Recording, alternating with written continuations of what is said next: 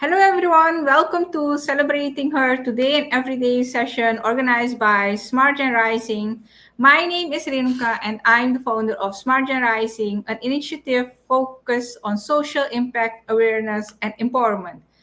Through our work, we aim to highlight important global and local issues from gender equality to climate awareness and community development. I warmly welcome you all to today's session called Celebrating Her Today and Every Day. While the world celebrates International Women's Day on March 8th, today is our way of continuing that conversation because women are not meant to be celebrated for only one day. So, moving on, how the agenda will be for the day. We will start with a welcome and opening remarks, purpose of the session, celebrating women beyond 8 March, introduction of guest speakers, and of course, we have the key takeaways followed by the question and answers. So on the page, you see women with many roles showing the quote saying, "A woman is a full circle. Within her is the power to create, nurture, and transform," quoted by Diane Marichal. So, seeing this picture, it shows a lot to say. Um, like, what can a woman do? Like, what can and can't a woman do? So, giving it a minute. 1 second.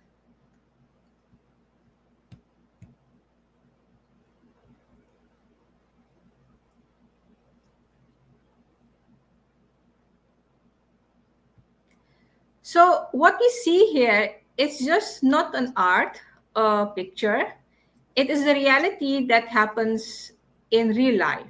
So a woman carrying multiple roles, multiple responsibilities. We see it from the cooking pan until the uh, child carrying in her arms, and as well the announcement speaker. So obviously, a woman can have different roles, and that's the important highlight of this session, that we should honor the woman being, the female being on Earth. And um, so this is what strength look like, and most of the time it goes really unrecognized. So today we are here to recognize that high quality of a woman, the power that we have, but it's not shown or recognized as in an everyday life circle. So moving on to the next slide, we have the session theme, Women Empowerment and Inspiration. Women are an essential part of every society and community. They contribute across family, education, leadership, businesses, and innovation. Women continue to shape the world through strength, resilience, and impact. So, the purpose of the session is once again to celebrate women beyond just one day, not only 8 March, but like 365 days. And the 24-hour, they go after each day, so without a stop in between, remarking that women is like 124-hour, 36 5 days on. Yes, so moving on to highlight real voices and experiences to explore empowerment, equality, and challenges, and to inspire awareness and action. So it's really time to take that action, and if it's not now, when? So we are here today once again highlighting these points. Um, Further, I want to move on to women in the society context, where we see women represent nearly 50% of the global population. They contribute to both formal and informal economies, and many balance multiple roles simultaneously. So you have seen it in the second slide with the women with many roles on it. So the key realities is significant contribution to unpaid care and household work, which is normally, if I see it from my point of view, not recognized. So obviously we want to put attention on that, focus on that. Underrepresentation in leadership, STEM, and decision making roles, ongoing challenges in equality, safety, and opportunity. Social expectations versus reality, expected to manage career, family, business responsibilities, and obviously it's often face unequal recognition and pressure. So still required to adapt and compromise more than others, which we see obviously with a 124-hour routine. Moving on, want to have transition from the real life story into the session. And that's why we are here today to listen, learn, and reflect on women's experiences, to hear powerful voices from different perspectives from our guest speakers, which will be introduced in a minute, to understand empowerment through real life stories, and to highlight the focus of today is women empowerment and leadership, education and STEM, personal journeys and experiences, awareness on equality and social change. Moving on, we have our speakers today in the session. And first of all, I want to welcome each of you to be here. It's an honor to have you here and to speak upon women empowerment and making sure that we put a highlight on women empowerment, inspiration for all the women's out there, the female category out there, and of course, supported eventually by our male category. So here we have Noor Shafta as our guest speaker, followed by Cyrus um, as a guest speaker, Varsha as our third guest speaker, Sunaid as our fourth guest speaker, and Aishwarya as our fifth guest speaker.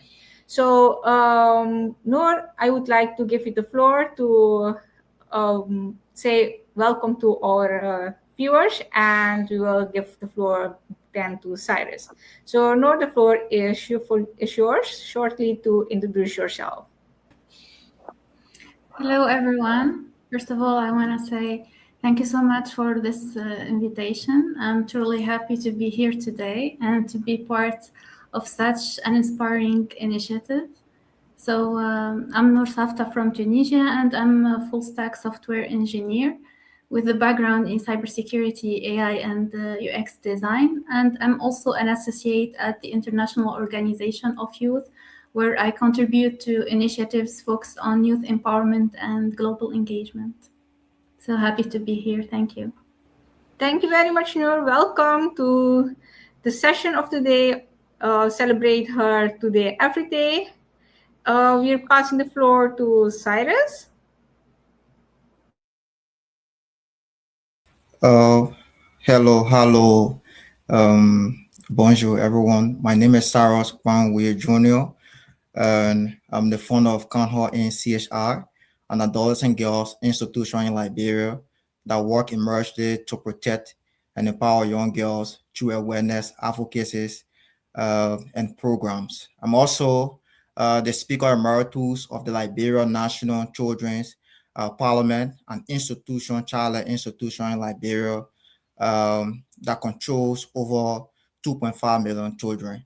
And I'm also the executive member of the Africa Children's Parliament, an idea of the African Union that work directly with children to channel the voices of children at the AU. It is an honor, as all of us uh, um, um, uh, being here today as we celebrate today and every day for girls. Thank you.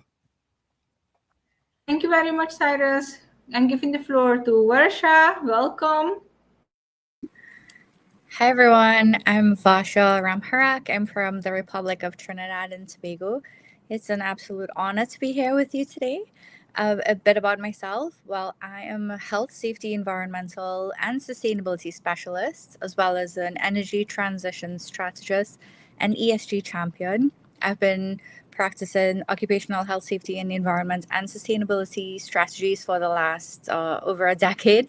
And I'm also chair of our Point Lisas Energy Association HSE committee and interim president of the Trinidad and Tobago chapter of the Association of Energy Engineers, which is headquartered in Atlanta. Thank you for having me today. Thank you very much, Varsha. So the floor goes to Sunaid. Thank you all, and hey everyone, I'm Zunaid. I'm being honored to pulled over to such a wonderful event like this. Myself, Zunaid from India.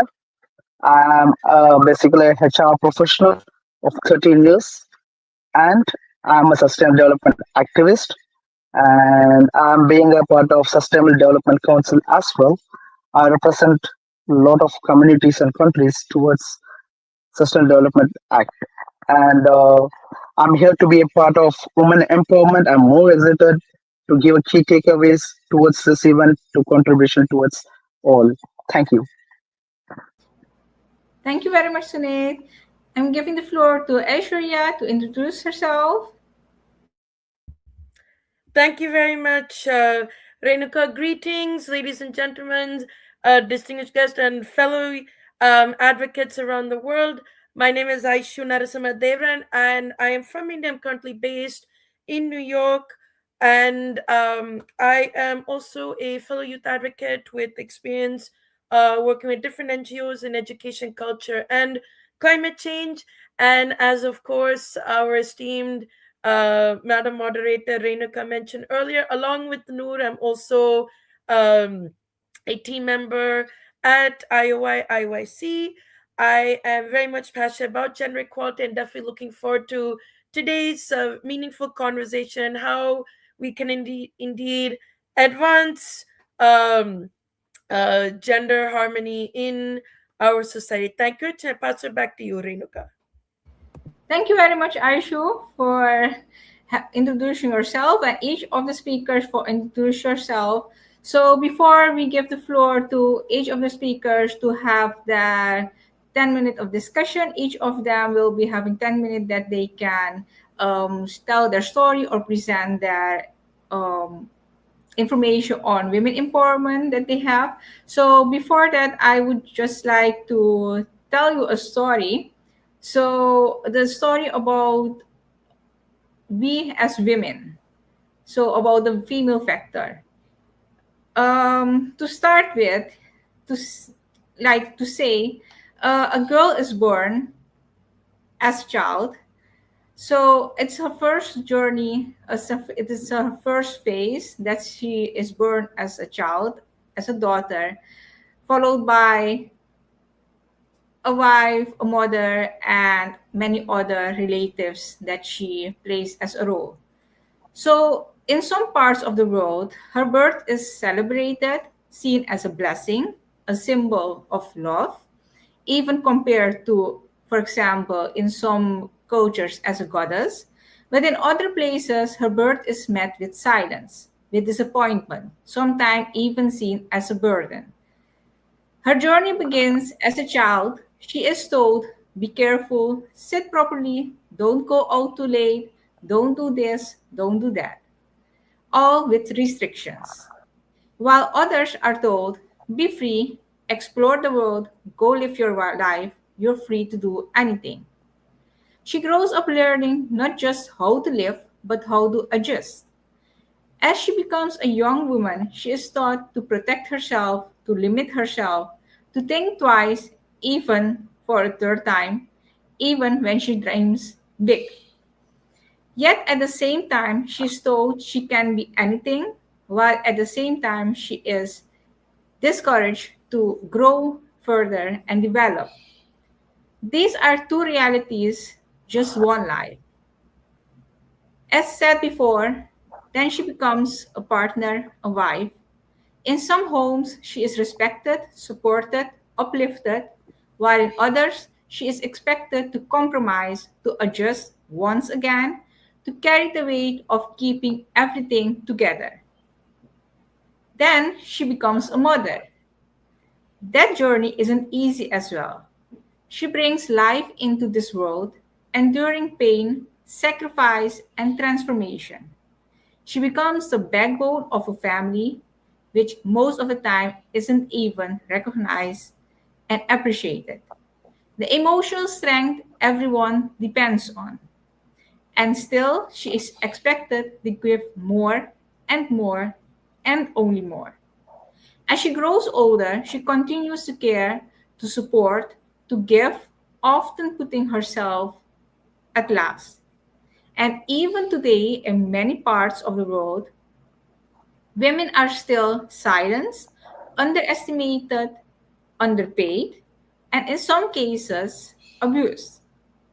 Some are not safe even in their own houses, over street, or anywhere, while some just find their way to be strong and break this challenge, go through this challenge, and be an inspiration to other women. On the other side of the reality, which is a strength, these women are breaking barriers. They're leading industries, changing systems, raising voices, building futures, and in the hardest moments, they continue to give, to love, to rise. Until their very last breath, many women are still thinking about others, still caring, whether it is their child, whether their family, in any other way, they still holding everything together, making the family as a bond, whether it's in a relative form or their professional area, they still consider taking things with heart and mind. And that is why she is called not a movement, but and that is why she's called not a moment, but she is a movement. So I just want to highlight this part and make a sense of awareness what we still have today in today's modern moved world where we often forget how important it is to appreciate women and to recognize what they truly mean. So thank you for giving me this opportunity to highlight these things, and I want to pass the floor to our speakers. They will share their experience, the topic they want to highlight. So our first speaker for today is Noor Shafta. Thank you, Renata. Yeah. Thank you, Noor. Welcome. So, Noor is a purpose driven technologist who blends innovation with impact. With a strong foundation in cybersecurity and AI, she focuses on building secure, user centered digital solutions that truly make difference. Her work is shaped by both technical expertise and creative thinking, allowing her to design experiences that are not only functional but meaningful. Beyond the tech space, Noor is deeply committed to youth empowerment and global engagement. Through her role with IOI and her participation at the UN's Second World Summit for Social Development in Doha, she actively contributes to amplifying youth voices on an international stage. As a cybersecurity instructor, she is passionate about sharing knowledge and opening doors for the next generation, especially women, encouraging them to step confidently into technology and leadership. Her journey reflects resilience, continuous growth, and a strong belief in creating opportunities for others to rise. Welcome as a guest speaker, Noor, and I will give you the floor to share your story and empower our women out there for just going on and don't settle for less, I would say. Thank you Over so to you. much. Yeah, thank you so much, Renaka, for giving me the floor.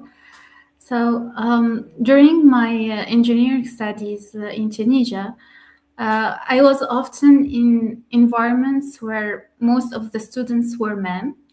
And in group projects and technical discussions, it sometimes felt like I had to prove myself more or work harder to be taken seriously. Not because I wasn't capable, but because the environment wasn't always used to seeing women in those roles.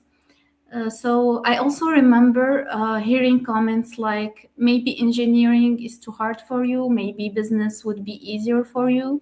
And unfortunately, some of my girlfriends back in university, they listened to those comments and switched back to business majors because they think that they are not good enough to be there or they are not capable to do what men do. So, because like moments like that make you question yourself. But at the same time, I think they also taught me personally that sometimes the limits we hear are not our limits, they are just perceptions. And it's up to us to decide whether we accept them or not. So instead of letting that stop me, I chose to keep showing up, keep learning, and keep proving to myself more than anyone else that I belong there. And over time, I realized something important. We don't need permission to belong there because we already do, right? And for me today, I work in tech, I teach cybersecurity, I engage in initiatives focused on youth and community empowerment. And looking back, I see that those challenges were not there to limit me, they were there as part of my growth. Because sometimes what we see as obstacles really carry within them the strength we need to keep going and discover our full potential. We can truly appreciate light without experiencing darkness. That's my personal quote. And I think that every challenge can become an advantage if we choose to see it from a perspective that helps us grow. So for me, empowerment is not about just being perfect or fearless. It's about trusting yourself enough to take the next step. And even when things feel uncertain, and it's also about supporting each other as women and also building understanding and mutual support with the men around us because real progress happens when we move forward together, creating spaces where everyone feels seen, heard, and capable. So, overall, my message today is simple like, don't wait until you are ready and don't let doubt define your path. You belong in every space you choose to enter, and your voice truly matters. Thank you. Thank you very much, Noor. That's very well said, indeed. So, to say you belong in every space and your voice truly matters, that is all that we need to take in mind. And the transform challenges in developments, we really need to create that mind shift and um, make us ourselves the priority, because I believe it starts with us as individual. Every transformation, every change starts with the individual itself. Thank you very much for sharing your part, and we'll be moving on to the next person, that is Cyrus. Cyrus, the floor is yours. Sorry, 1 second.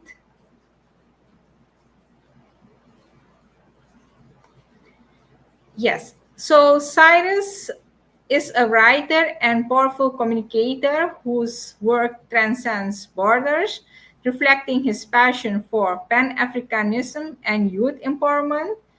From an early age, he recognized the importance of amplifying the voices of young people and fostering leadership that is rooted in identity, purpose, and action. Through advocacy, mentorship, and community engagement, Cyrus has become a driving force for meaningful change.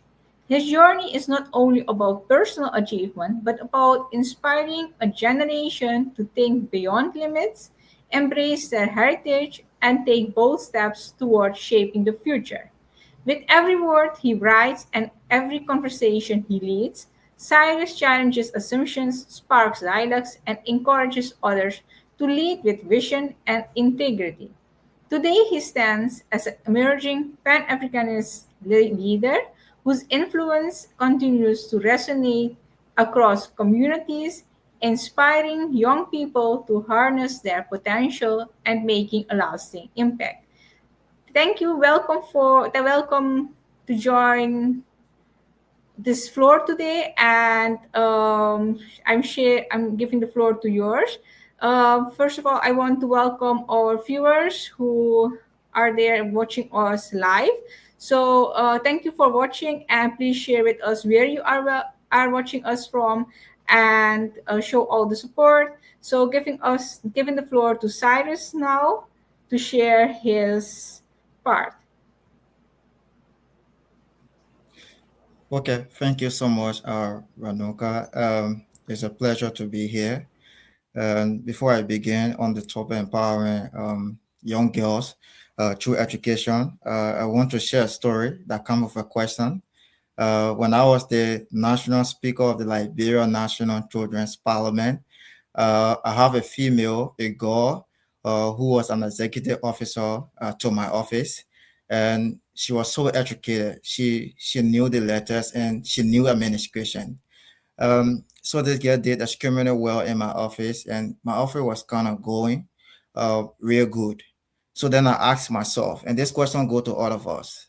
I asked myself, why if all of the girls, every girl around the world, can have access to education? I asked myself that question, and some of the answers that came to me came from situations around girls changing and transforming their community and families, and also the entire world.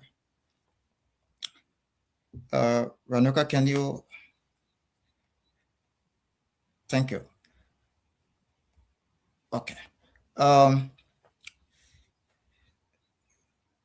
the entire world, and basically in our country, Liberia, and and beyond Liberia and in West Africa, girls are not given a privilege to school, and it's very much paramount to the growth of our community.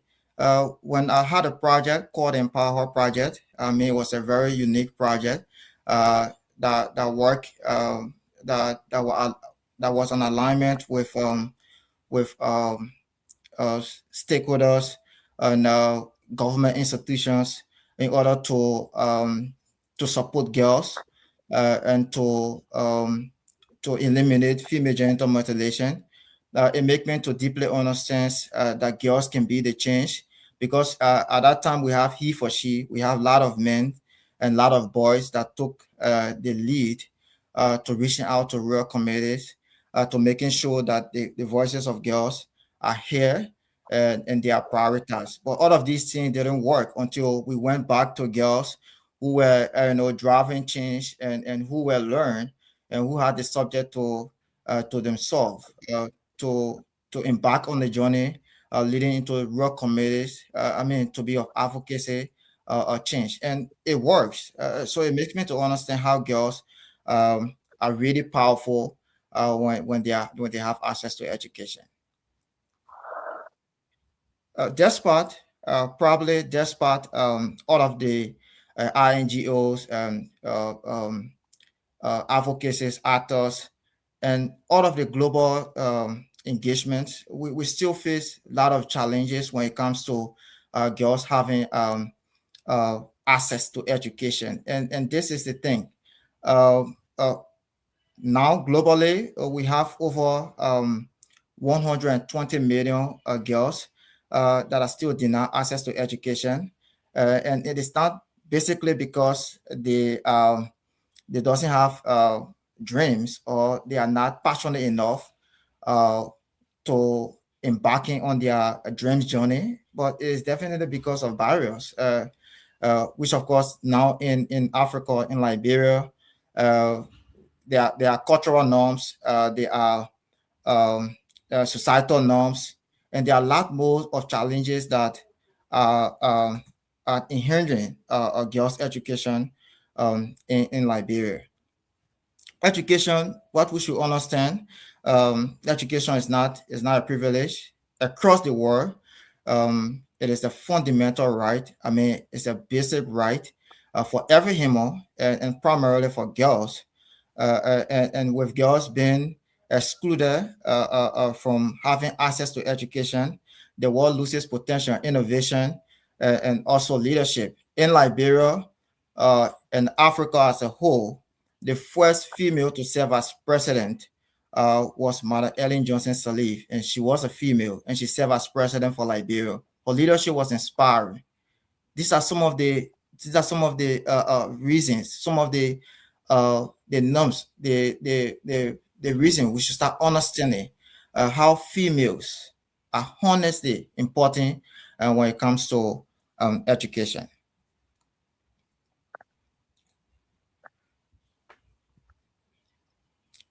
Many girls today faces many girls today faces challenges, and because we want to understand, we definitely understand that I mean, education is more of writing and reading, and it's not. I mean, it is about building confidence. It helps a lot. It is about creating independence for girls. It is about health and quality lifestyles. It is more importantly, it gives girls voices. It makes them bold. It makes them to step into leadership and brings transformation.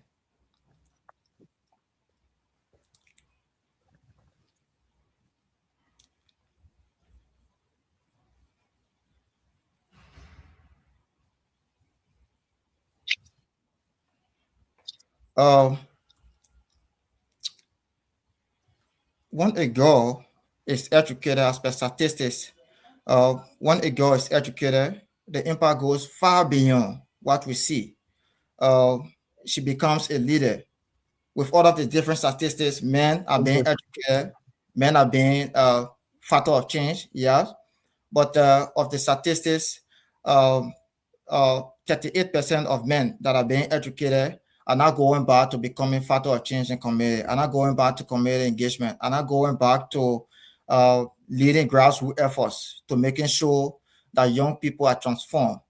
And this is the thing, for women, once ladies are educated, they become leader, they contribute to community, they rise, they raise a healthy family, and they uh, uh, fellow ladies that breaks poverty and empower, and they open doors that once seem as impossible.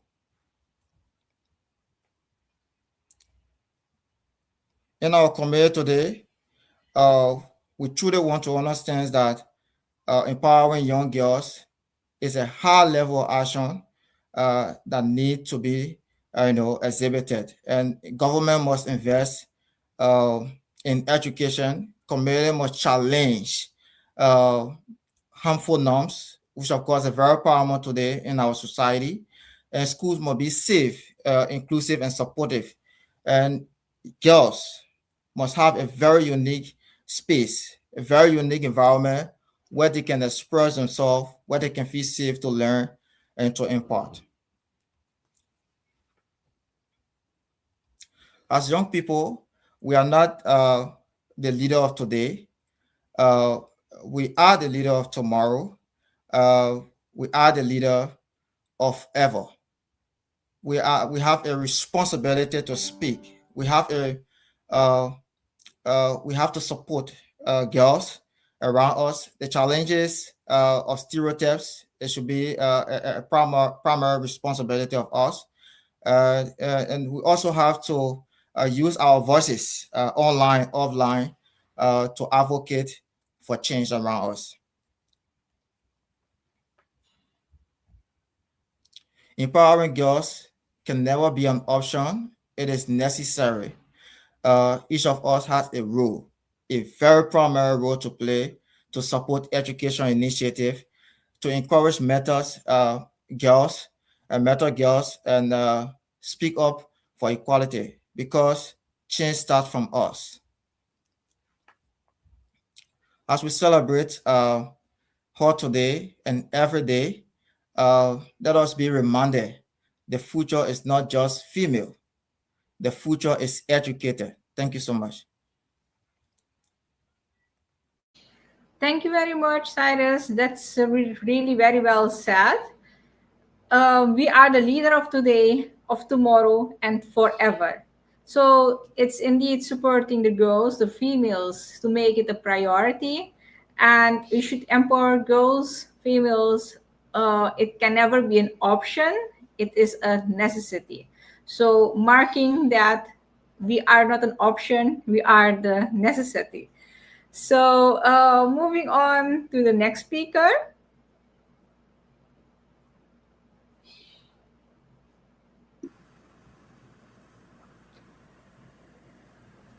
Meet our next speaker, Varsha. So, Varsha is an environmental, health, safety, and sustainability leader, energy transition strategist, and ESG champion with extensive regional experience in the energy sector. She is a certified energy manager, climate change professional, and ISO for those 45001 lead auditor, and has held leadership roles at General Electric and Contour Global. She also serves as Marketing and Communications Director at the Trinidad and Tobago chapter of the Association of Energy Engineers. Versha has contributed to national climate policy, including Trinidad and Tobago's NDC for the power generation sector, and served as a delegate to UNFCCC COP28. She is the international director with a global network of political leaders. She chairs and serves on multiple industry committees and is widely recognized for advancing ESG integration, climate resilience, and inclusive low carbon development. Varsha is from Trinidad and Tobago, so we're welcoming our speaker, Varsha Ramharak, for joining us today. It's an honor to have you here. The floor is yours, and over to you, Varsha. Thank you. Thank you so much for having me today. And I just want to say hello, good morning, good afternoon, good evening to everyone who's viewing us today. Okay, so do I share the screen or would you share the slide? Okay, thank you so much. And I can navigate, so just being sure that I can. So my topic today is speaking about women in the field of STEM, science, technology, engineering, and mathematics. And I would like to just commend my two previous predecessor speakers, both Noor and Cyrus, for the great presentations that they did.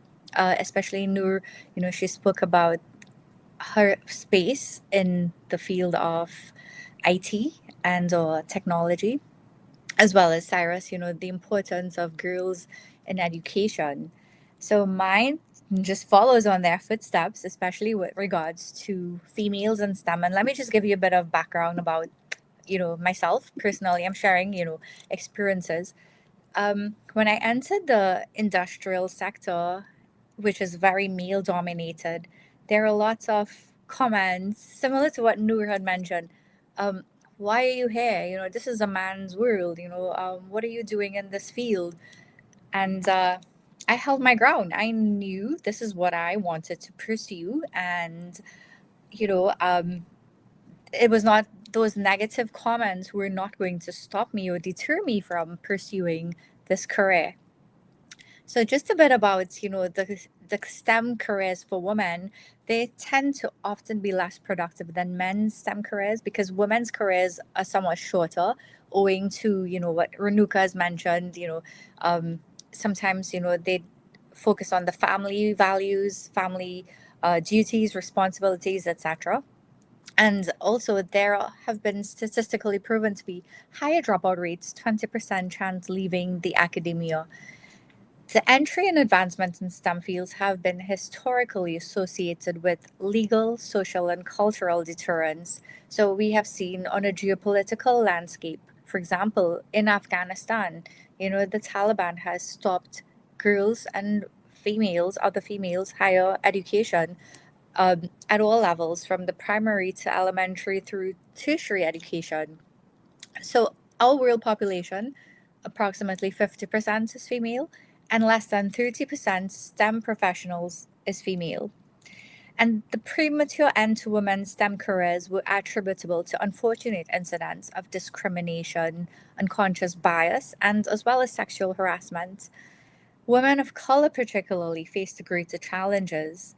And I would just like to highlight two women of color. Firstly, I did not indicate her name here, but I will mention her, Sunita Williams, who's of Indian descent, and she's one of the famous NASA astronauts, as well as Sarah Al Amiri. She's led the team of fellow Arab women in placing an orbiter around Mars, making her the first female from the UAE, and as well as the UAE has been the fifth nation to undertake this, uh, you know, journey. The biases that women face in STEM are also, for example, in the digital era, therefore, STEM professionals are needed, which boosts the economic progress for governments, and they seek them more. So, as Noor has indicated, that field of IT and technology, cybersecurity. So, as we see the emerging trends now in the advancements in technology, there is definitely a need more for cybersecurity to counteract, the negativities and of course, the cyber criminals. So we've seen a classic example just recently, which was quite surprising, that the Iranians had tapped into the leader of the FBI, his personal emails. And if women were in charge of those things, I'm sure it would not have happened. I can say that without reservation. And for example, in the United States of America, STEM work accounts for just 69% of the GDP, which includes jobs that don't require a college degree. Example, a laboratory technician, radiographer. Those can be high school diplomas, etc. And the percentage of women in computer science has decreased since 1991. And based on what Nur has mentioned before, we hope that this would encourage more, women in these fields. A 2014 study found that both men and women were twice as likely to hire a man for a job that required math. The lack of women in STEM fields lowers the morale for women while depriving society of the value women can add. It is said that STEM occupations are considered as highly valued professions with higher salaries than other careers, but when compared to men, women in STEM are paid less. And I can attest to that as a woman in STEM in the industrial sector. And this is some statistics that I had pulled from the Harvard Business Review. So this is just, an overview of the percentage of U.S. women in STEM who report having to provide more evidence of competence than others to prove themselves. That colleagues have suggested they should work fewer hours after having children. That at work, they find themselves pressured to play a stereotypically feminine role. And I'll share a story with you. There was once, where I'm currently employed, I work on a team with 22 men. I'm the only female in the operations and maintenance team. And yes, there are 3 or 4 other admin women, but they strictly focus on the administrative aspect. So I'm solely dedicated to, the operations and maintenance support. And seldom, it's assumed that I have to lead a very feminist role. Let's just say, for example, if someone is having a bad day, automatically that I should be the one to go beyond the the absolute HSC role to find out, okay, well, what's wrong, while there are the administrative personnel. So it's just one way in which that we are supposed to you know uh, administer somewhat of a feminist rule apart from what we are doing in our daily duties. And lastly, women have been mistaken for either administrative or custodial staff. So just as I mentioned before, that example of a story, most women in STEM jobs in majority male workplaces in the computer jobs or with postgraduate degrees say they have experienced discrimination at work. So for example, they have ever experienced gender discrimination at work. So look at the statistics that I'm displaying: 50% versus only 19% in men. And their gender has made it harder to succeed at work. So this is, taken also from some research that has been conducted by the Pew Research Center. Sexual harassment is a problem in the workplace. So both men and women experience this, but the percentage for women is much higher. And among women in STEM jobs, postgraduate degrees, there are just about 62% versus the men who are 78%. And in computer jobs, 74%. And if we look at the other statistics, both when compared to men, women are definitely at a lower level.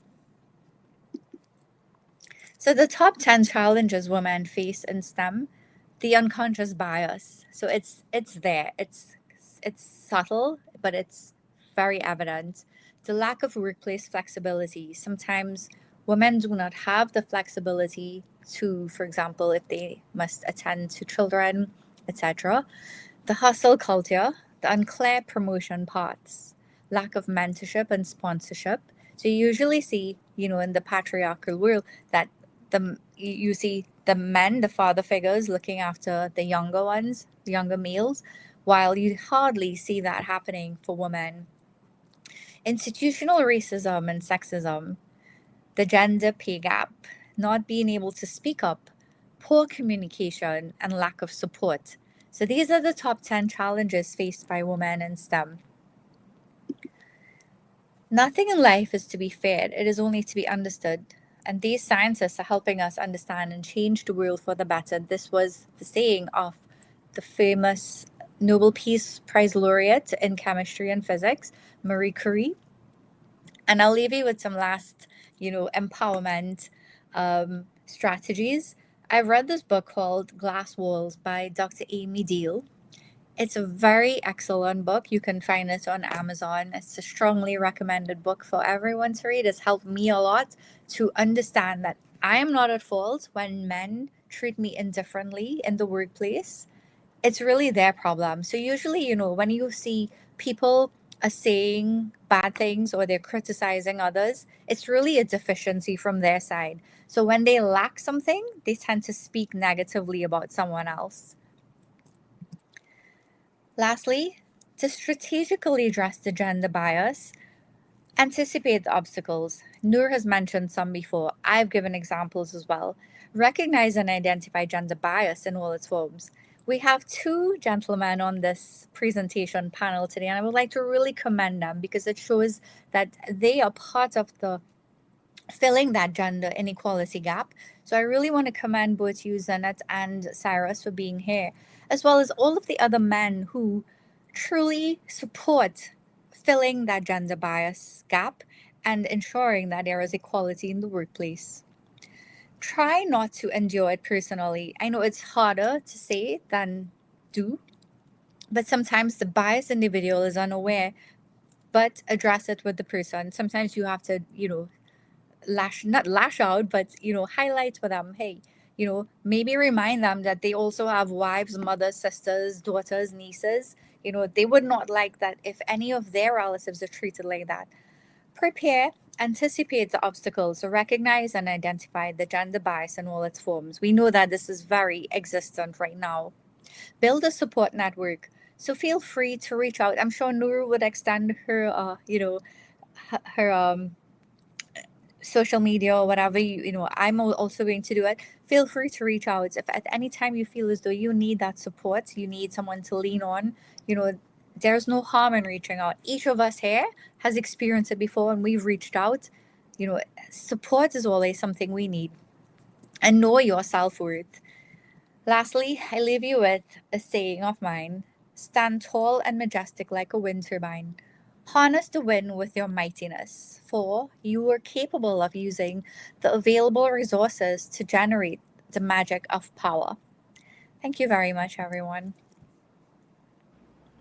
Thank you very much, Varsha. That was really good, insightful presentation. To the power woman that leads a feminist rule in her work field, indeed. So, as you said, that we women are needed in every corner, where it might be just every corner.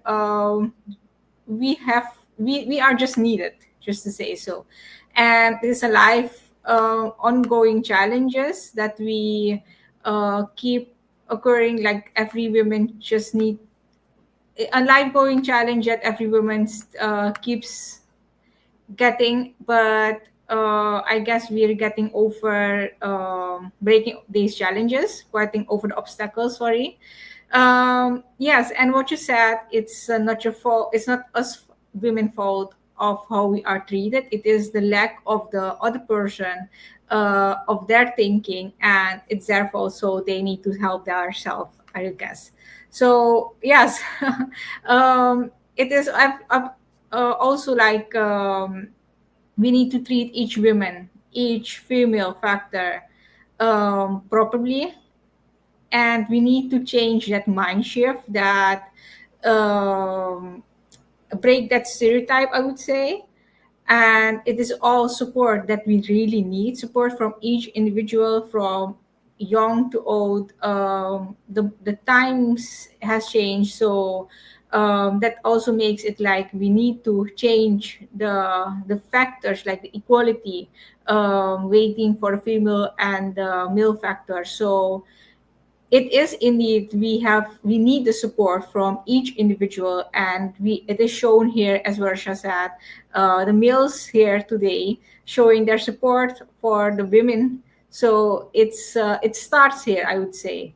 And obviously each women need to know their worth, because as said, it all starts from the individuals. It starts from within yourself. So know your worth, know where you need to break that challenge, where you need to overcome the challenge, break the barrier, and be an inspirational for all the females out there.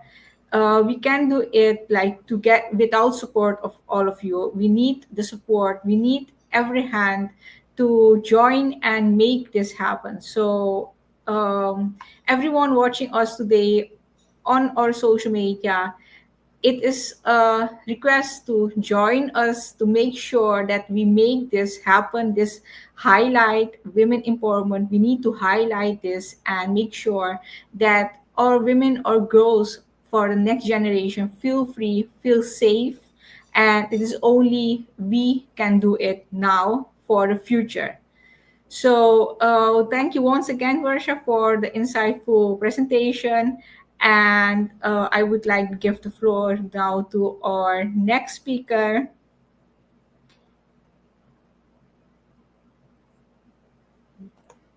That is Sunaid.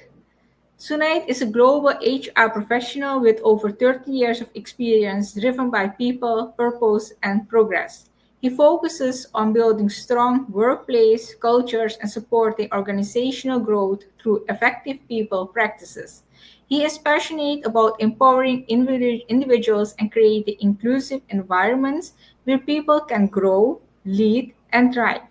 His work reflects a commitment to meaningful long term impact.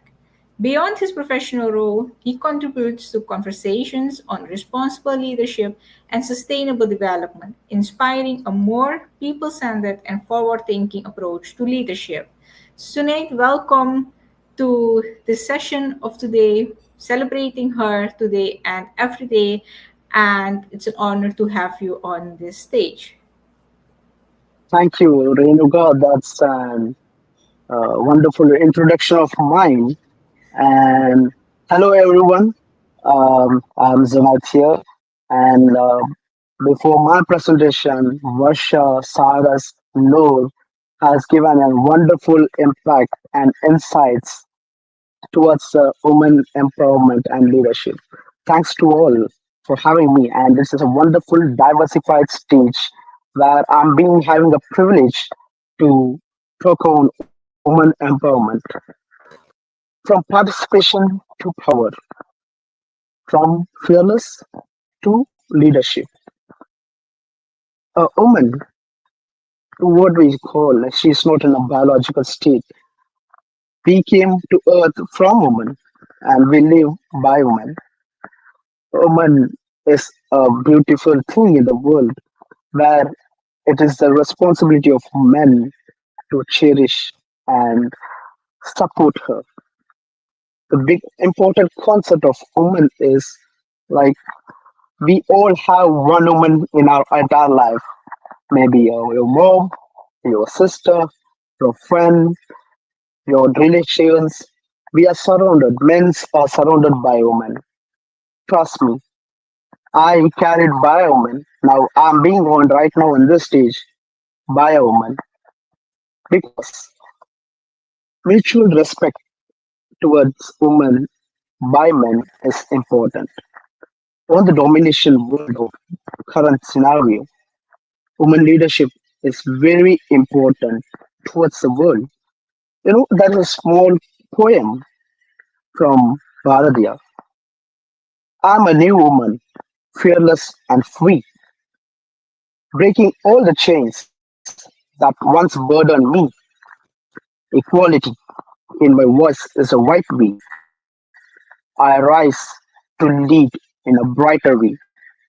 Subramanya Bharati, a poet, has been announced this years ago. Still, early ages till right now, we are here to support your women leadership and we're still struggling. Here in India, I come from background, there are 41% of workforce globally holds the leadership of women. Women leadership is very much important to each of the countries and it starts from home. The mind shift of each and every man towards supporting each woman, it starts from home. You give a support to your sister, you give a support to your mother, you give a support to your wife, you give support to your daughter. Each man who behind a woman is very, very important. On rising journey of woman is very, very important. It's woman who drives the world. Indeed, there is no problem, no matter what. We are here behind women. Each and all women, there will be a one successful woman. That may be your wife or mother or brother, sister or daughter. They are the one people who pushing men silently. Women are very important, breaking the barriers from that shell and coming towards the world, giving their leadership is a challenge till today. To break those challenges, female workforce labor has to be improvised. All the scenarios, all the companies has to provide a lot of opportunities to develop and bring women from comfort towards their power. When women participate, they just don't participate, they contribute more. Men, they just spend money just like that. But woman knows how to save the money and drive the family. Change comes from the household, comes from in-house, then it comes towards the company, country, all. Empowerment is not an individual journey, it's a support with all. Cerebral opportunity is very, very important.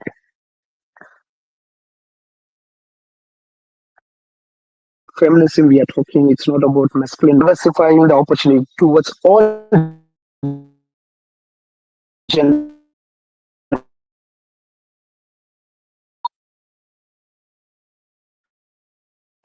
is Sunait, I guess we can't hear you. You're approach breaking up. every man has to be developed and it has to be given to all. And gender barriers is a very, very important right now. And it all starts from small opportunity. All starts from the household. So I wish on this particular event, that all women, a very happy Women's Day, celebrate every day, each and every day Women's Day. And the biggest barrier of the Women's Day is thought the young definition of a strong woman with a strong voice. Thank you. Thank you very much, Sunay. Thank you for the inspirational presentation today. And of course, thank you for the support for our female factor, for our females, for our girls, young girls out there watching us today from all over the world. And to be an example that we do have the support of the men out there. And of course, it starts steps by step, and we need to make sure that at the end of the day we get all the full support from all the men out there. So thank you very much for making this step, and Cyrus as well. For thank you both to you. Thank you very much for making this step and making I would say a dream come true. That we, it's a right of the women, but still, I would say also a dream come true. Make it show, make it happen too. Yes, thank you once again. And I will move on to the next speaker. That is Aishwarya. Thank you for being here. It's an honor to have you here. Aishwarya is an individual committed to making a meaningful difference in society. She's actively involved in youth advocacy initiatives and has a strong interest in the role of education within international development. Her experience includes working with various non governmental organizations focused on education, the environment, and culture, reflecting her passion for community impact. Beyond her professional interests, she enjoys traveling, exploring new places, capturing moments through photography, and continuously learning. She also practices karate, karate, oh, it is called, sorry, embracing discipline and personal growth in all aspects of her life. So I'm sure that's a wonderful bio with the current going on. So which visuals the female, the woman need out there. So indeed a motivational part. So we would like to know more from you, and the I guess the viewers are really excited to know as well. So over to you, Aishu. Thank you very much, Madam Moderator Renuka. Greetings, everyone, once again, and to all of our concerned global citizens joining from around the world.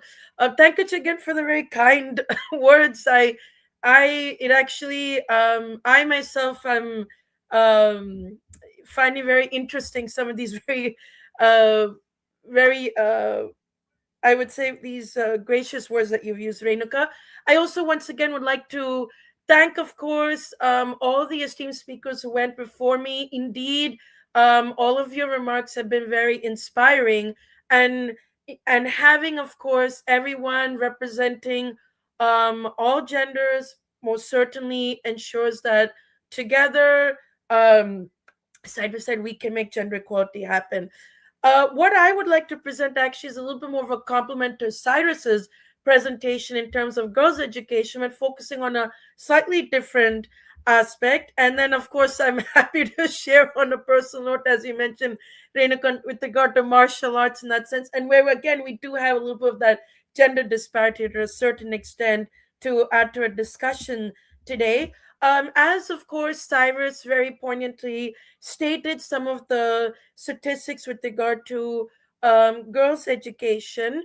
Indeed, of course, as we have stated, that education is one of the foundations of life, providing a passion for learning and empowerment for a bright future.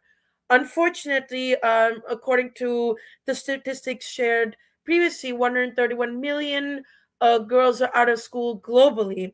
And as we can see, the number unfortunately increases as we progress higher on the education ladder, with approximately 58 million girls out of school in the upper secondary division, according to UNICEF.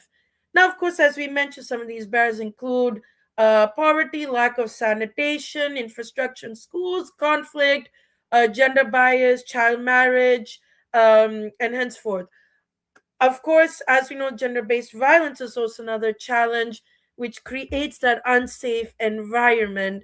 Um, that is when girls, of course, travel to and from school, and of course, being right um, in the uh, in the vicinity of the educational institution. Now, one impact of a gender bias and sociocultural barriers to girls' education is where we do see it impacts the enrollment rates. One example includes approximately 20% of the girls who drop out of school in Yemen because of their father's decisions um, to take them out due to a limited number of female teachers. Representation, of course, in the with the educational administration also has a profound impact, which of course Cyrus also very much alluded to in his presentation. Adding on to my personal remarks, just as a compliment, of course, to our informative presentations earlier, sharing, of course, along with all of you, I believe in the notion of education to enable individuals to lead their own paths in life. I know all of us have been fortunate on the panel to have had families support us, regardless of our gender, to aspire to various heights in our life. Now, we this should of course not be a privilege for some, as Cyrus mentioned, but it is a right for all. And of course, as mentioned earlier, education does have the potential, of course, of increasing the lifetime earnings of girls, with child marriage and child and maternal mortality rates decreasing. And of course, when girls have access to education, they are indeed able to develop a sense of personal and financial independence. And it also improves the health of communities, in addition to a reduction in violence, and of course, increasing their literacy. Now, adding where I also saw um, in one aspect firsthand the impact of education on girls includes one experience that I had volunteering at Nachiketa Tapovan, which is an NGO dedicated to increasing access to education for underprivileged children in my hometown in Hyderabad, India. I've had the opportunity to volunteer. One of the students was learning mathematics and the Latin alphabet. During that experience, I've met with some of the female students who shared their testimonies of the power of education, which has impacted their lives, and to choose the career path of their choice. We've had many of the students share their enthusiasm to be police officers, engineers, as of course Varsha and Noor have mentioned, especially having that female representation in STEM, and of course Zunait as well. Uh, the school at which I wanted, I definitely believed in the power of education to uplift children, including girls, from poverty. It was a memorable experience volunteering at Nachiketa Tapovan and witnessing the impact of an education. Now, as of course Cyrus mentioned, a call to action. I personally want to also contribute to the advancement of course, the fourth sustainable development goal, which is quality education, and goal number 5, which is gender equality. And with these goals from the United Nations 2030 Development Agenda, one personal ambition of mine is to focus my doctoral research on the use of voice over internet protocol, also known as VoIP technology, which we are using to connect with all of you today globally. Uh, to study the use of VoIP technology in serving as a catalyst to raise awareness on girls' secondary education in rural areas as a pilot study in India. Since various communities around the world experience similar challenges of girls' education, one possible solution that I would like to examine in my potential doctoral research is to use that technology to connect them where they normally would not be able to meet in person and to discuss gender equalities in education. Now, through the use of the VIP technology, members of the communities, including teachers, community leaders, and parents, will participate in a gender sensitization course published by UNESCO, which is for public use to understand the importance of gender equality in education, which can also help reduce some of that gender bias, as we have discussed, which serves as one of those barriers in education. The course will indeed inform individuals through activities and interactive dialogue, where we are speaking along the terms which everyone understands, as that is important when delivering any interventions, to really understand from some of the beneficiaries and participants who are building their own future, to ensure that the jargon is within a context that they can relate to, and to use this gender sensitization course again to educate why girls should be in school. And of course, this is all still very much in a very early stage, but what some of the objectives include are, through quantitative and qualitative analysis, the effectiveness of the VOIP intervention will be will be studied. The results may serve as suggestions for international development related projects and contribute to the fields of anthropology and gender studies. As this is still early in development, I'm eager to embark on the study and collaborate with others to once again contribute to the advancement of the SDGs. Most certainly, the global community has the ambitions of helping a girl win the race by empowering them through education. And then, if I just may add on that note, as of course our madam moderator mentioned about martial arts and having gender equality on that, we have martial arts also has been used as a medium for education. I myself practice Tang Sudo, which is a South Korean style of martial arts, which is slightly similar to Taekwondo, which is also very much popularly practiced around the world. And what my karate instructor always says is, don't look at the gender of individual you're either facing with or not. And he even always used to point at the back of a uniform, it doesn't say if it's for a male or a female, just says the size. And to look at everyone equally, regardless. And although unfortunately martial arts is again another field where we do have that gender imbalance, we are seeing a lot of active participation with female students, indeed also helping gain confidence. And again, this relates to our overall discussion of gender equality. So I'd like to thank once again to Smart Generation Rising for providing the opportunity to join today's poignant discussion on a very much a important topic in today's society. And indeed, I'm optimistic that gender harmony will be achieved. Thank you, Rich, and I pass the floor back to you, Madam Moderator Renuka. Thank you very much, Aisha. That's wonderful said. So I really liked that you said about it's the at the back of the uniform. It's only the size. It's not the gender. Indeed, if we can view different aspects of the world, different parts, different things going on as in this view, it would help a lot to change. And you made the first step. So I hope our viewers learn a lot from what you shared, and they take this view that it's not it's not about which gender it is. It's not about the female or the male. It's only about you. You should do what you want to, and no one is as said by our previous speakers. It's no one stopping you. You should know your worth. You should do yourself. You should be your priority, and that's the most important part that we need to highlight. And I hope our viewers agree with us as well. So first of all, I want to thank our viewers to be here. Thank you for joining us, for watching us all over the world. If you have any questions, any comments, please feel free to share in the comment box, and we will be back with the question and answer sections soon.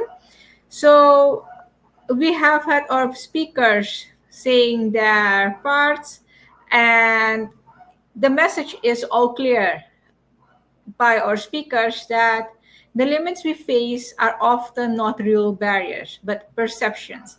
And we have the power, as said before, to choose ourselves beyond the other. So we do not need permission to step forward.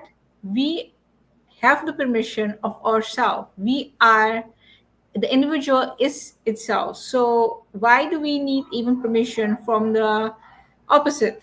So we don't need the permission to step forward, to lead, or to take up space. It is about giving ourselves the priority. True empowerment begins with trusting ourselves to take the next step even before we feel ready. It means transforming challenges into opportunities for growth and understanding that real progress happens when we move forward together, supporting, uplifting, and standing beside one another as women, but also from the support of our males, our men out there. We are not just the leaders of tomorrow, we are the leaders of today and forever. Empowering girls and women is not an option, very well said by our speakers. It is a necessity. From ensuring access to education to addressing inequalities that still exist, change must start with us. It is us as individuals that bring the change to the world. And it is a change that should start now. Just take the step and start now. So, Smart Generalizing is taking this small initiative to start the change now, and thankfully to our speakers to mention their parts, mention about what they have to say, what they feel, what they experience, what they have to share. So let us remember today you belong in every space you step into. Know your worth, demand respect, and extend that same respect and support to others. The challenges may be ongoing, but so is our strength and our voice. So, moving on to the next slide. Here I have a speaker who is unable to attend the meeting today, but she has sent a voice message. So just moving on to a short bio of her, I will play the voice. So, yes, the our speaker name is Chief Gloria Taylor Williams. She is an international license and goodwill ambassador of the Bahamian American changemaker, and descendant of Sir Henry Milton Taylor, former Secretary General of the Bahamas. She carries a legacy of diplomacy, heritage, and international service. Honored as, I hope I speak it good, I will pronounce in the English part, Women of Goodwill from the Mabauku Kingdom in Nigeria. Chief has spent over many decades working across West Africa and US in environmental leadership, education, and infrastructure development. As Executive Director, facilities rebuilding Liberia's University campus to advising the Environmental Protection Agency and Conservation International. She has championed sustainable solution, youth education, and women's empowerment. Founder of the ILA Foundation, limited by grantee for the preservation of indigenous African languages. Her presentations took her to Tunisia, Panama, and for Kenya. Her work spans diplomacy, humanitarian service, and cultural conservation. Chief Williams received a proclamation for her dedication, commitment, and hard work in education, recognized internationally for her leadership.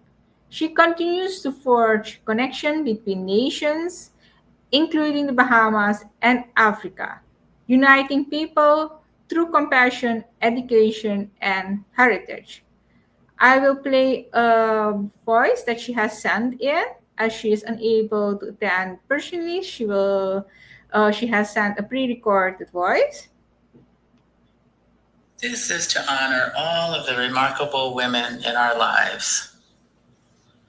When God created woman, he was working late on the sixth day. An angel came by and asked, "Why spend so much time on her?" The Lord answered, "Have you seen all the specifications I have to meet to shape her? She must function in all kinds of situations. She must be able to embrace several kids at the same time, have a hug that can heal anything from a bruised knee to a broken heart. She must do all this with only two hands. She cures herself when sick and can work 18 hours a day."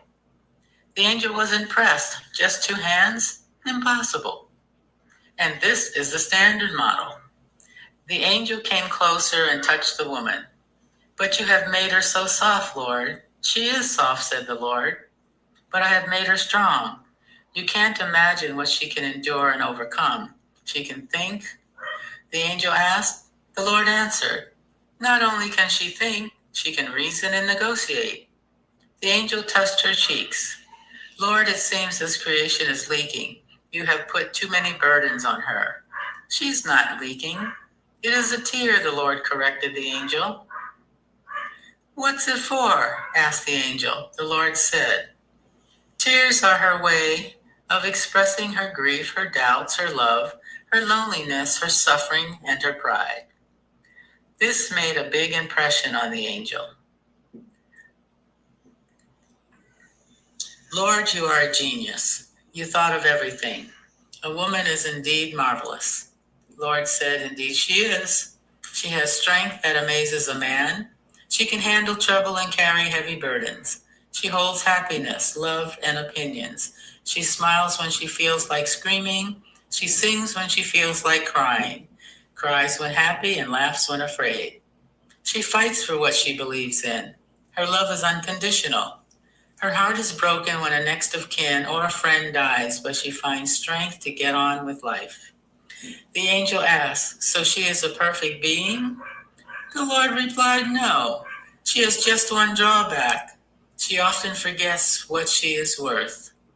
This writing is created by Donna Ashworth, and I hope that all of the ladies listening to this realize just how valuable you are. Congratulations, ladies. So thanks to Chief Gloria Taylor Williams for sending in this beautiful message. And indeed, we females, we girls, we need to know our worth, and it's important to keep highlighting, keep telling again and again, because often we forget and often we are not supported, but we should be there, taking hands in hands and make sure this happens, because we can't let go again as it happened in the past. We need to make the change, make the transformation, and make sure that we bring an inspiration for our next generations. Moving on, the next. So, once again, welcome our viewers from all over the world watching us today here, celebrating her today and every day in honor to 8 March, Women's Day. We from Smart Generalizing have organized an initiative in which we are honoring our women, girls, females out there, and making sure we bring change into this certain environment.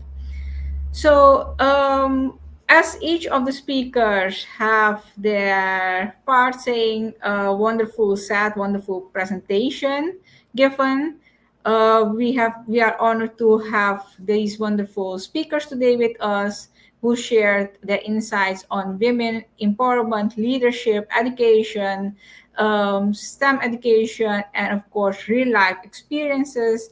Not only the female, not only the women out there, but also thanks to the men out there who joined us today. And once again, yes, thank you for being here. So we would like to go on some discussion questions, and feel free to take the floor as our viewers would like to know some ongoing questions that has been challenging, and we really need to break that barrier, and of course share the experience, share the thoughts, the points of view, how you see this as in the community. So the first question is, what are the most common challenges women face in stepping into leadership, and how can they overcome them? So, any one of you who would like to take the floor and share in short how your point of view on this, and what you would like to advise or share how you overcome any challenges.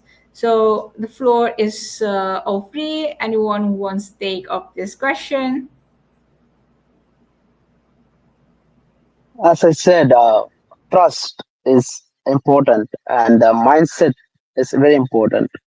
If a woman knows where she is heading with their vision, and definitely the vision will take over, the universe will give the woman a straight path towards the leadership role. For leadership is it's inbuilt with the woman. So how to establishing, giving a stage to the woman is very important, and she knows how to drive the world.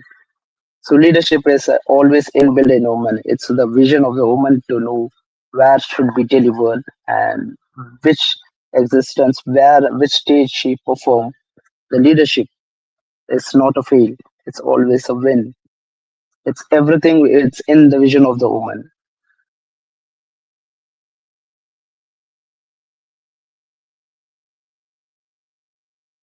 Thank you very much, Renee. That's wonderful, Sad.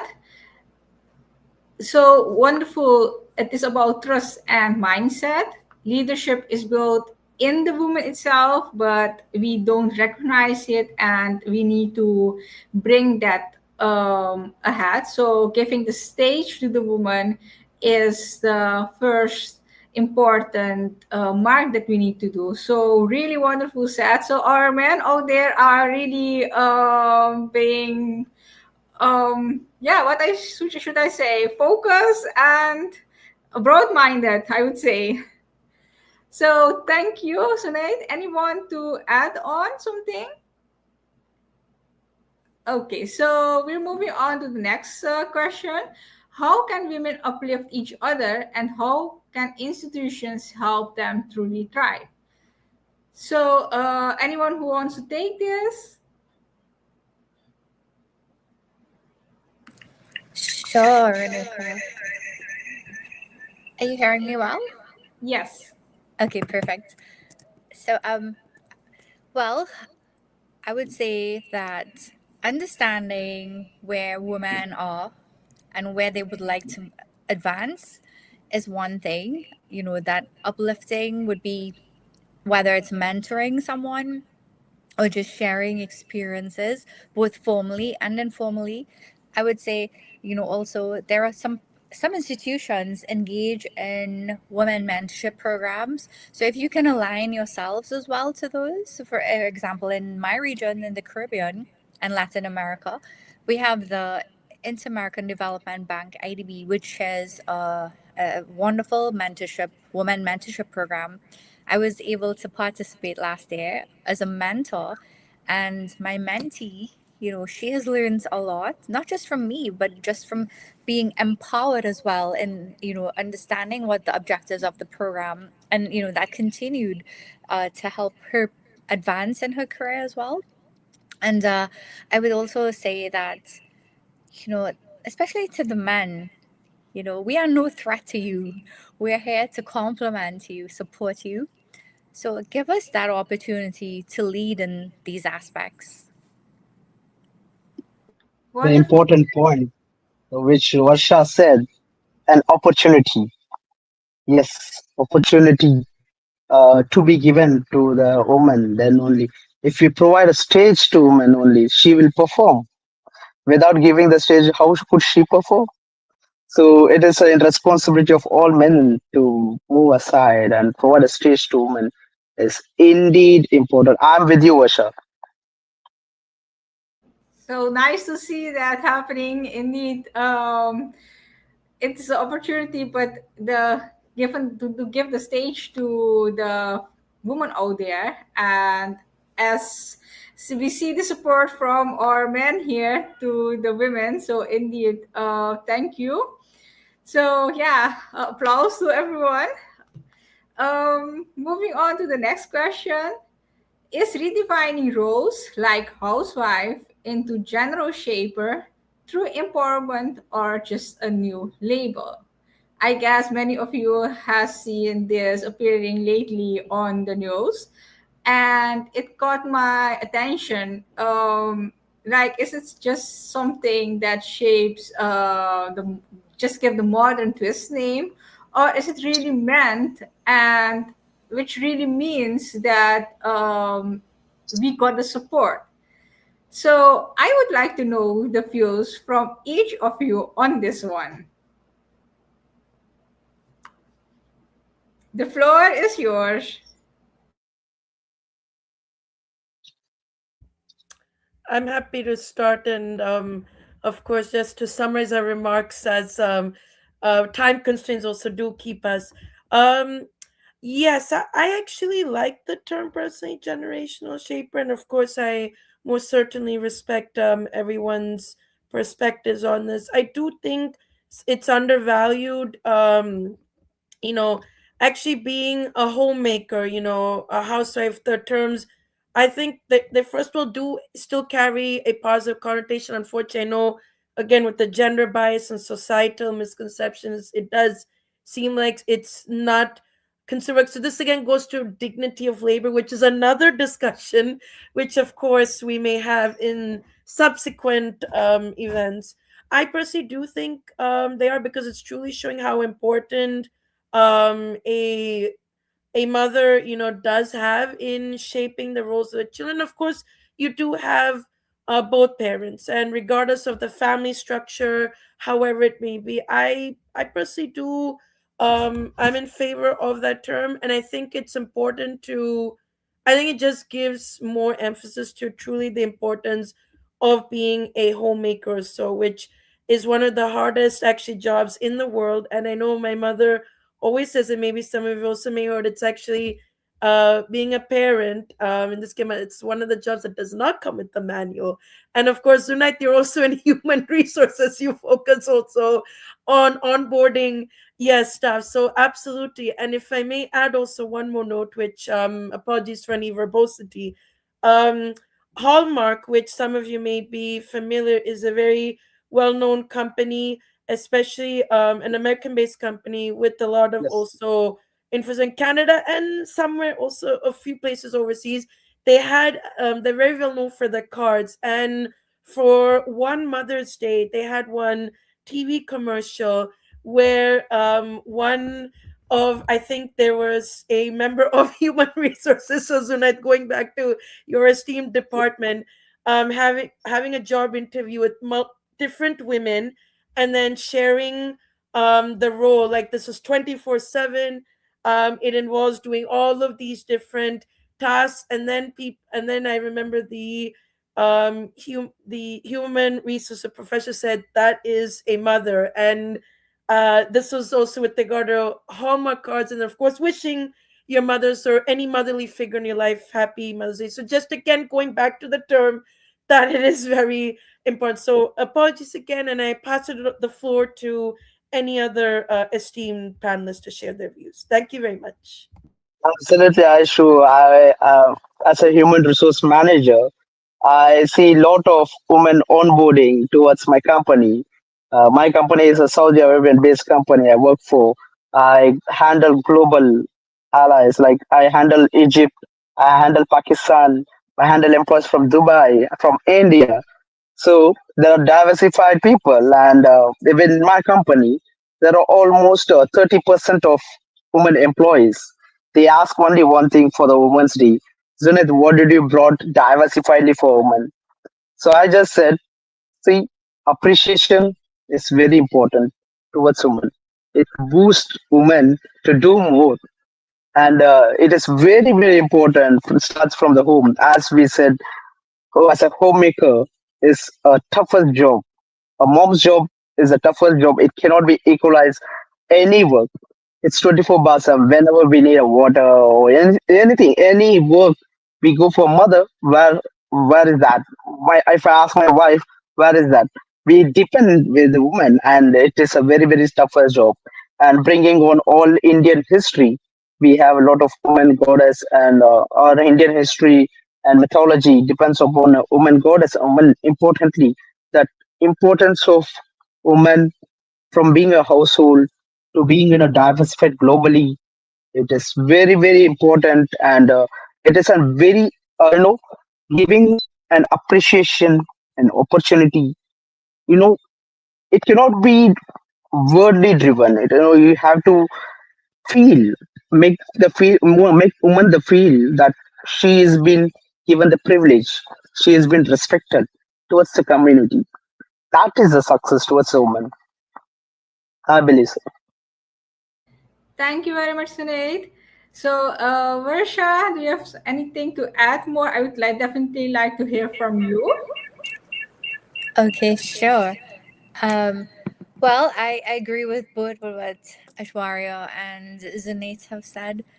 Um, Me personally, I think women who are leading the households, they are truly admirable. They are the CEO of the household, ensuring that everything is taken care of and providing the basic needs to ensure that when those kids or their spouses head out into the world of work or school or whatever it is, that they can deliver to the best of their ability. And I would think that, they just play an important role, just as a woman who's working in her career.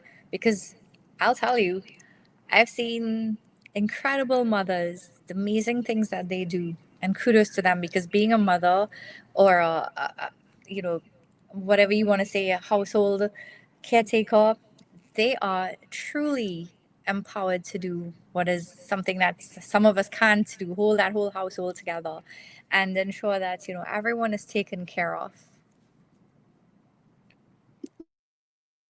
Thank you very much, Varsha. Very well said. So thank you for all the support to each of our speaker today. And moving on quickly to the next question. So I guess the last question is already answered of how can we better recognize the invisible work women do daily. We really need to appreciate our women or females out there or girls out there and keep supporting them. I would definitely like to know about the last question. Why do issues like so why do issues like domestic violence and abuse still exist today, and what must change? Do women with this truly experience equally today, or are we still far from it? So, anyone who wants to take the floor before we wrap up this session today? Thank you. All right, I'll give it a shot. I would say, with regards to I will go with the second one, the one below, with regards to the domestic violence. Men who choose to abuse women clearly are lacking in something. It's whether it's love or respect or emotional stability, because no man should abuse both mentally, physically, psychologically, any other human in any way. What must change? Well, I would say, first of all, a self reflection. Firstly, understanding that what you're doing is wrong, it is inappropriate, unacceptable, and of course, unlawful. So, when that individual can truly realize that for himself, then that change should be something that's easy to, implement. The other one is, do we truly experience equality today? As Ashwarya has mentioned, goal number 5, gender equality in the 2030 Agenda for Sustainable Development. We are just less than 5 years away from achieving all of these goals, the other 16 goals. I would say we are very far from it. if we look at the composition of our world leaders, there are just about, I think, I have the stats here, just 14 presidents, 10 are prime ministers, 8 are governor generals. I got this from worldstatistics.com. And, you know, even in the parliaments, even when female journalists are asking certain world leaders questions, the way that they are spoken down on and addressed and humiliated, it shows that these are classic examples of, therefore, we are not surely experiencing equality today. If you look at the composition of the board members in those boardrooms, I would say women are not being given those opportunities to lead. Thank you very much, Shorsha. Indeed. So I guess we are still far from it. Over to Cyrus before we will be wrapping up the session. Okay, thank you to the previous speaker for her contribution to this issue of domestic violence that we do still experience today. I want to catalog two words, and these two words are power and control. The thing about domestic violence today, it is not about love or it's not about anger. Domestic violence today is about control. Most of the perpetrators today in our homes, uh, they probably feel entitled, and they feel entitled, and many perpetrators are often reinforced by harmful gender norms. When I have this project of uh, our voice matters. It was a urban project, and it basically focused the urban areas. But when we look at reinforcing to rural communities, we definitely understand that the statistics and some of our surveys results were far younger different from what we saw in the rural community. We saw that people still practice harmful traditional norms, and these norms are control. Sometimes we'll go back to the gender department for women of the Republic of Liberia. We sometimes see some of the domestic violence cases to be the man has anger issues, the man is bad, but some of these men, they are not bad. It's just the issue of um, cultural norms, societal norms uh, that give them, the audacity to feel like their partners are limited. So to actually fight the issue of domestic violence is real today, and how can we fight domestic violence today is to fight cultural norms, which give men audacity to feel they have control over women. Thank you. Thank you very much, Cyrus. Thank you very much, everyone, for being here and sharing your wonderful insights, your information, stories, and supporting um, each individual here and out there who's watching us today. So, as we have come to the end of today's session, let us remember women are not just roles, they are not just expectations, they are not just responsibilities. They are strength, they are resilience, and they are change. And even though progress has been made, we are not there yet. There is still work to be done, there is still voices to be heard, there is still lives to be protected. At Smart Gen Rising, this is just a beginning. We are working on more powerful impact initiatives, and today we had the honor to have our wonderful speakers who shared their insights. And thank you for being here. Thank you for sharing your knowledge, sharing your experiences, and sharing the awareness to our viewers today.